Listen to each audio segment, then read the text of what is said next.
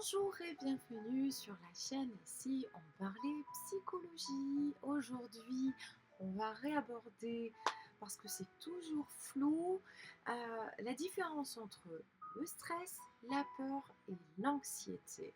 Donc c'est une nouvelle présentation, je l'avais fait avec des araignées précédemment, mais en tout cas, voilà, là c'est intéressant d'aller la découvrir d'une autre approche. Alors, introduction, bien sûr. Bah oui, sinon c'est pas drôle, hein. Alors, on va définir la peur. Donc, c'est une émotion qui est primaire. C'est normal d'avoir peur, en fait. Elle est perçue suite à un déclencheur.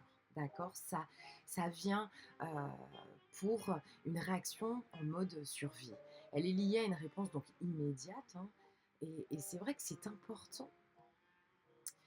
Le stress, c'est un peu différent parce que donc c'est aussi une réponse naturelle de l'organisme face à une pression ou une menace, d'accord? Donc on va avoir une réaction physiologique et psychologique parce qu'il cherche à se préparer pour faire face à un défi ou une peur de l'objet. Et cette fois-ci, donc, l'anxiété se caractérise par l'appréhension finalement qui devient chronique. C'est face à des menaces futures, mais finalement, elle n'est pas liée à un danger immédiat. C'est plus diffus, c'est voilà, c'est un peu plus abstrait. Donc j'ai voulu un peu voilà, prendre des images, parce que j'aime beaucoup l'imagerie et les neurosciences. Donc, j'ai pris ce qui se rapprochait le plus, en tout cas, des émotions et comment, finalement, elles influencent et quelles zones du cerveau clignotent, je dirais. Eh bien, en fait, l'anxiété au repos, voilà, on va avoir des moments où on n'allume pas en fait les mêmes mécanismes dans notre cerveau. Vous vous souvenez, j'ai déjà abordé plusieurs fois le cerveau avec le lobe frontal, l'hypothalamus, enfin toutes ces choses. Donc, vous voyez, la peur, elle est stimulée. L'anxiété, c'est un peu plus diffus, hein. Là, on a le lobe frontal d'ailleurs qui est allumé, alors que dans la peur ou dans le stress, c'est pas forcément le cas. Donc, c'était intéressant de vous montrer que finalement, c'est vraiment physique. Vous le faites pas exprès, en fait, si vous êtes anxieux. C'est parce que ça alimente dans votre cerveau quelque chose de réel. Donc les émotions, le stress, la peur ou l'anxiété, elles jouent un rôle dans l'adaptation à l'environnement.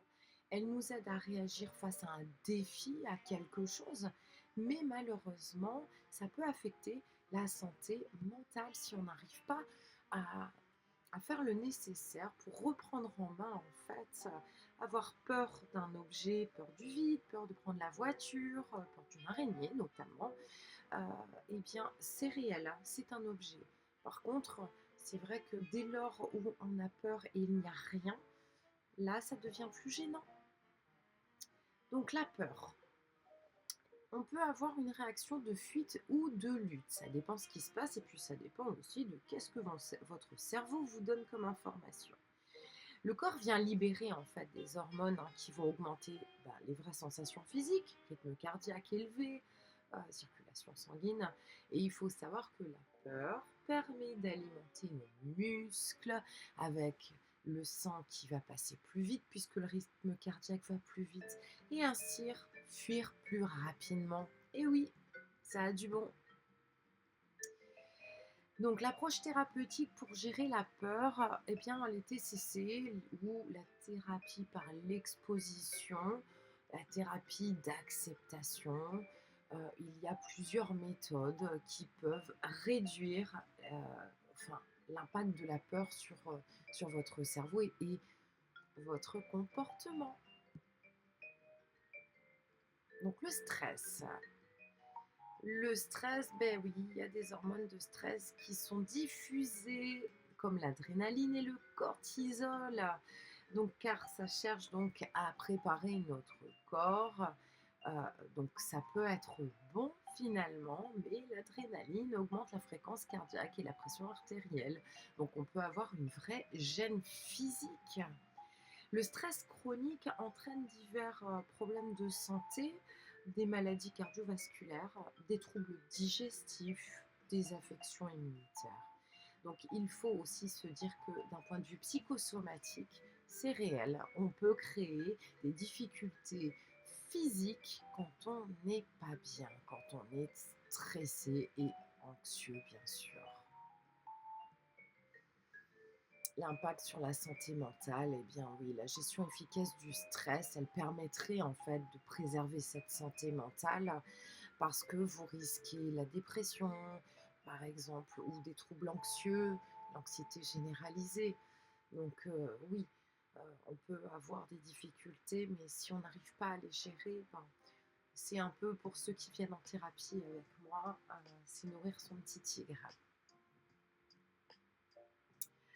L'anxiété, allez, donc là, au niveau de l'anxiété, vous avez compris, donc la peur, il y a un objet de peur. Le stress, c'est un scénario. On va chercher à anticiper pour ne pas être surpris. Et l'anxiété, eh bien, c'est un petit peu plus diffus. La réponse, elle est adaptative.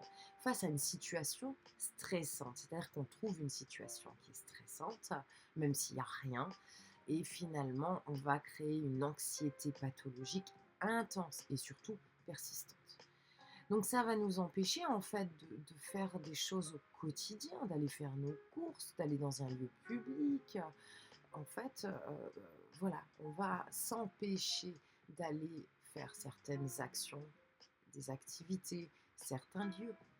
Donc, on peut avoir des attaques de panique aussi.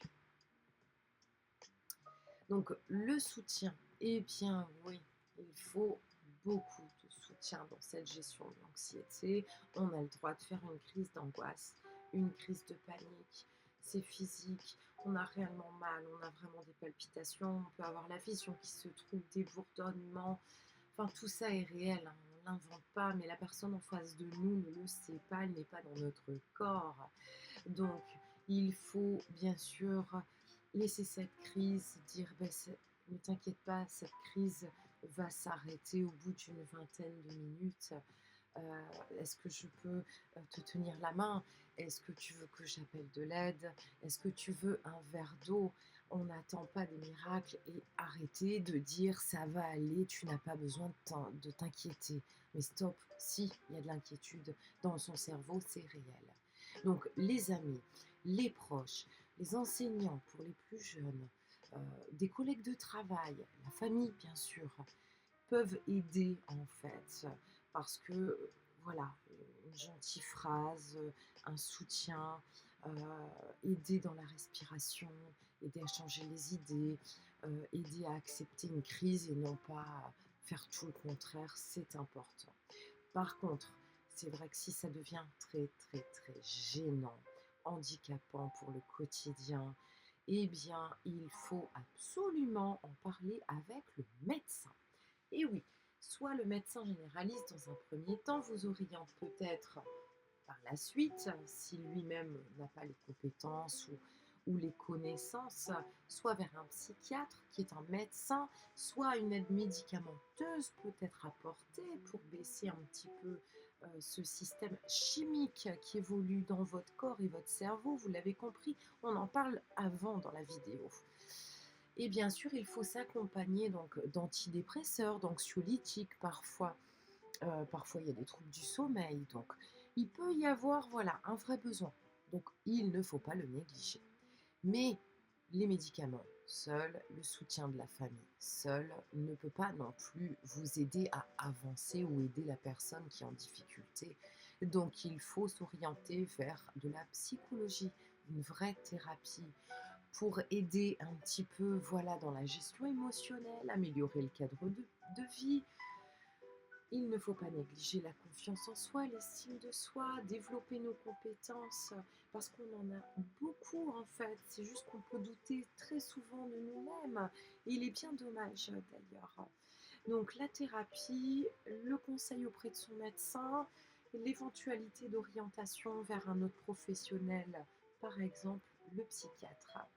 J'espère que voilà, ce sujet, stress, peur, anxiété, est un petit peu moins confus dans votre esprit et que vous savez où vous en êtes avec vos difficultés, parce que vous en avez certainement. Peut-être que vous vous sentez concerné par tout ça. Je vous dis à très bientôt sur la chaîne et si on parlait psychologie.